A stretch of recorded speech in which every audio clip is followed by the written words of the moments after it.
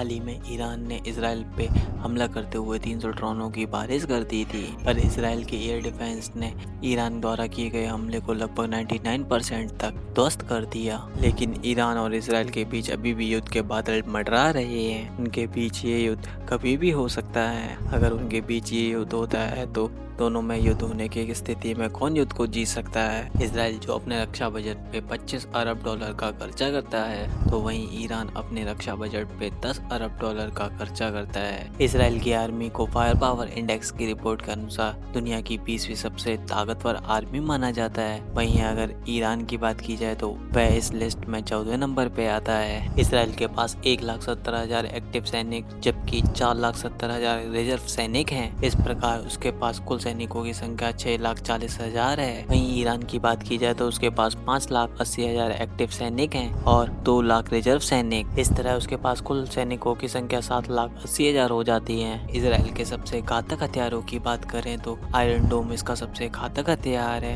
यह shield missile से लेकर ड्रोन जैसे हथियारों को इसराइल की धरती पर पहुंचने से पहले ही हवा में ही मार देता है। ग्लोबल फायर पावर की रिपोर्ट के अनुसार इसराइल आर्मी के पास 241 लड़ाकू जेट, 48 हेलीकॉप्टर और 2200 टैंक हैं। पानी में इसराइल की शक्ति की बात की जाए तो इसराइल के पास 7 युद्धपोत और 6 पनडुब्बियां हैं। कई रिपोर्टों में ये भी कहा जाता है कि इसराइल के पास 1 दर्जन से ज्यादा परमाणु हथियार हैं। इन सब के साथ इसराइल के पास दुनिया की सबसे खूंखार खुफिया एजेंसी मोसाद है, जो दुनिया भर में अपने नेटवर्क के लिए चर्चित है। मोसाद को अमेरिका की खुफिया एजेंसी के बाद दुनिया की दूसरी सर्वश्रेष्ठ एजेंसी के रूप में देखा जाता है। वहीं इराक की बात की जाए तो उसके पास 273 फाइटर जेट, 50 अटैक हेलीकॉप्टर और 1783 टैंक हैं। ईरान की सबसे बड़ी ताकत उसकी बैलिस्टिक मिसाइल मानी जाती है। इन मिसाइलों में पहली सेंजिल जो 17,000 किलोमीटर प्रति घंटे की रफ्तार से 2500 किलोमीटर तक जा सकती है। इसी तरीके से खैबार जिसकी रेंज 2000 किलोमीटर की है। वहीं कई रिपोर्टों के अनुसार ये भी कहा जाता है कि ईरान के पास भी परमाणु हथियार हैं, क्योंकि उसने परमाणु हथियार ले जाने वाली क्रूज मिसाइल